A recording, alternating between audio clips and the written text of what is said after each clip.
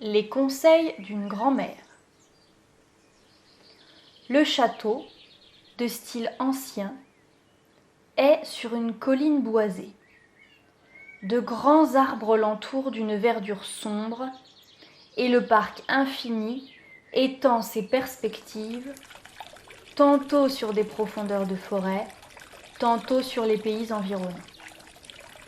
À quelques mètres de la façade se creuse un bassin de pierre où se baignent des dames de marbre. D'autres bassins étagés se succèdent jusqu'au pied du coteau et une source emprisonnée fait des cascades de l'un à l'autre. Du manoir, qui fait des grâces comme une coquette surannée, jusqu'aux grottes incrustées de coquillages et où sommeillent des amours d'un autre siècle, tout en ce domaine antique a gardé la physionomie des vieux âges. Tout semble parler encore des coutumes anciennes, des mœurs d'autrefois, des galanteries passées et des élégances légères où s'exerçaient nos aïeuls.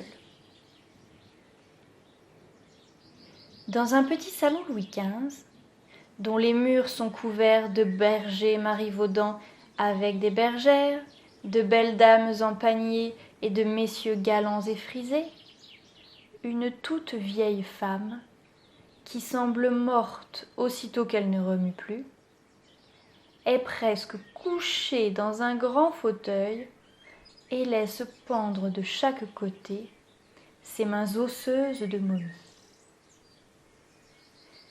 Son regard voilé se perd au loin par la campagne, comme pour suivre à travers le parc des visions de sa jeunesse.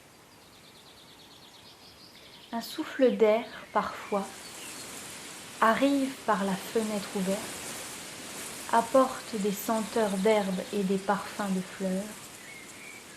Il fait voltiger ses cheveux blancs autour de son front ridé et des souvenirs vieux dans son cœur. À ses côtés, sur un tabouret de velours, une jeune fille aux longs cheveux blonds tressés sur le dos brode un ornement d'autel. Elle a des yeux rêveurs et pendant que travaillent ses doigts agiles, on voit qu'elle songe. Mais l'aïeule a tourné la tête. « Berthe, dit-elle, lis-moi donc un peu les gazettes, afin que je sache encore quelquefois ce qui se passe en ce monde. » La jeune fille prit un journal et le parcourut du regard. « Il y a beaucoup de politique, grand-mère. Faut-il passer ? » ?»« Oui, oui, mignonne. N'y a-t-il pas d'histoire d'amour ? La galanterie est donc morte en France, qu'on ne parle plus d'enlèvement, ni de combat pour les dames, ni d'aventure, comme autrefois. » La jeune fille chercha longtemps. « Voilà, dit-elle. C'est intitulé « Drame d'amour ». La vieille femme sourit dans ses rides. « Lis-moi cela, dit-elle. » Et Berthe commença. C'était une histoire de vitriol. Une dame, pour se venger de la maîtresse de son mari, lui avait brûlé les 2 yeux. Elle était sortie des assises, acquittée, innocentée, félicitée aux applaudissements de la foule. L'aïeule s'agitait sur son siège et répétait « C'est affreux, mais c'est affreux ça. Trouve-moi donc autre chose, mignonne. » Berthe chercha. Et plus loin, toujours aux tribunaux, se mit à lire. Sombre drame. Une jeune fille de vertu trop mûre s'était laissée choir tout à coup entre les bras d'un jeune homme, et pour se venger de son amant, dont le cœur était volage et la rente insuffisante, lui avait tiré à bout portant 4 coups de revolver. 2 balles étaient demeurées dans la poitrine, une dans l'épaule, l'autre dans la hanche. le monsieur resterait estropié toute sa vie. La jeune fille avait été acquittée aux applaudissements de la foule et le journal maltraitait fort ce séducteur de vierge facile. Cette fois, la vieille grand-mère se révolta tout à fait et la voix tremblante: « Mais vous êtes donc fou aujourd'hui! Vous êtes fou! Le bon Dieu vous a donné l'amour, la seule séduction de la vie. L'homme y a mêlé la galanterie, la seule distraction de nos heures. Et voilà que vous y mettez du vitriol et du revolver comme on mettrait de la boue dans un flacon de vin d'Espagne. » Berthe ne paraissait pas comprendre l'indignation de son aïeul.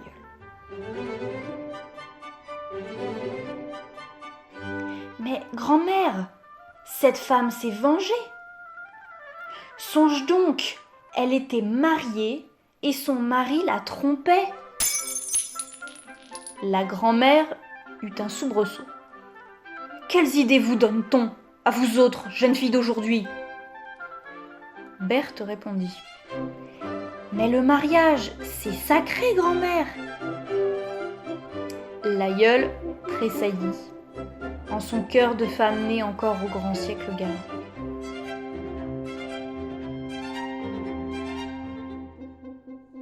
« C'est l'amour qui est sacré, » dit-elle. « Écoute, fillette, une vieille qui a vécu 3 générations et qui en sait long, bien long sur les hommes et sur les femmes. Le mariage et l'amour n'ont rien à voir ensemble. On se marie pour fonder une famille et on forme une famille pour constituer la société. La société ne peut pas se passer du mariage. Si la société est une chaîne, chaque famille en est un anneau. Pour souder ces anneaux-là, on cherche toujours les métaux pareils. Quand on se marie, il faut unir les convenances, combiner les fortunes, joindre les races semblables, travailler pour l'intérêt commun, qui est la richesse et les enfants. On ne se marie qu'une fois, fillette, et parce que le monde l'exige. Mais on peut aimer 20 fois dans sa vie, parce que la nature nous a fait ainsi. Le mariage, c'est une loi, vois-tu. Et l'amour, c'est un instinct qui nous pousse tantôt à droite, tantôt à gauche. On a fait des lois qui combattent nos instincts. Il le fallait. Mais les instincts sont toujours les plus forts. Et on a tort de leur résister puisqu'ils viennent de Dieu. Tandis que les lois ne viennent que des hommes. Si on ne poudrait pas la vie avec de l'amour, le plus d'amour possible, mignonne, comme on met du sucre dans les drogues pour les enfants, personne ne voudrait la prendre telle qu'elle est. Berthe, effarée, ouvrait ses grands yeux. Elle murmura: « Oh, grand-mère, grand-mère, on ne peut aimer qu'une fois !»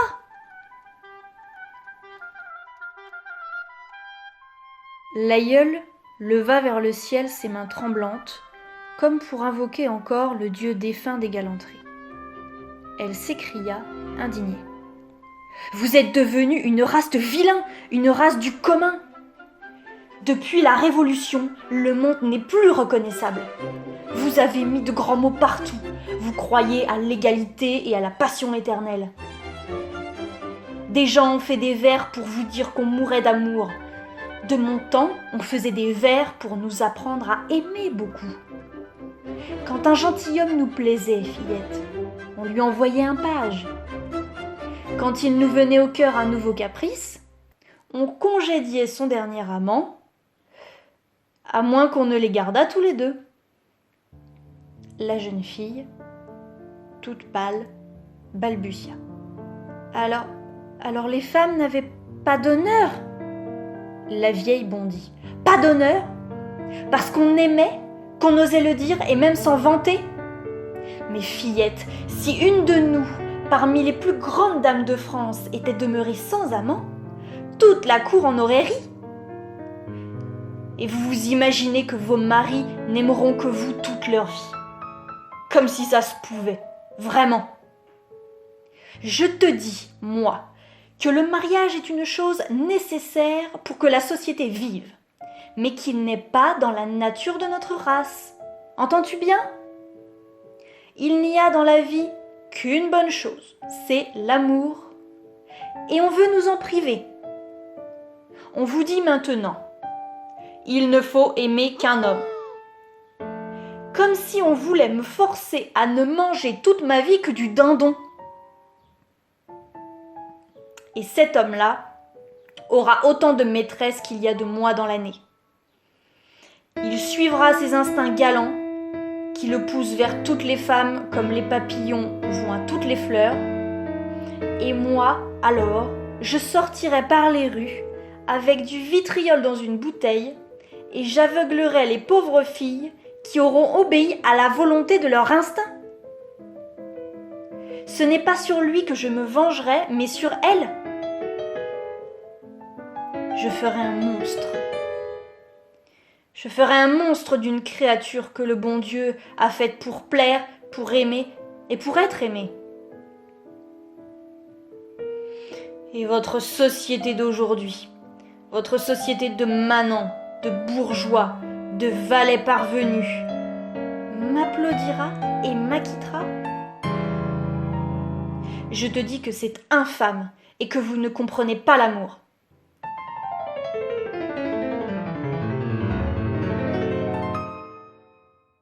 Et je suis contente de mourir plutôt que de voir un monde sans galanterie et des femmes qui ne savent plus aimer.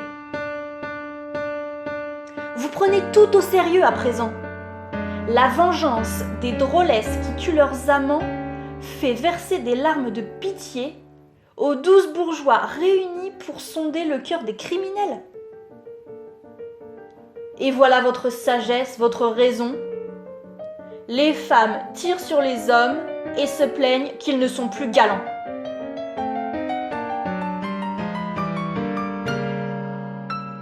La jeune fille prit en ses mains tremblantes les mains ridées de la vieille. Tais-toi, grand-mère, je t'en supplie. Et à genoux, les larmes aux yeux, elle demandait au ciel une grande passion, une seule passion éternelle, selon le rêve nouveau des poètes romantiques. Tandis que l'aïeule, la baisant au front, toute pénétrée encore de cette charmante et saine raison dont les philosophes galants emplirent le XVIIIe siècle, murmura « Prends garde, pauvre mignonne, si tu crois à des folies pareilles, tu en seras bien malheureuse. » Guy de Maupassant. Les conseils d'une grand-mère ont paru dans Le Gaulois du 13 septembre 1880.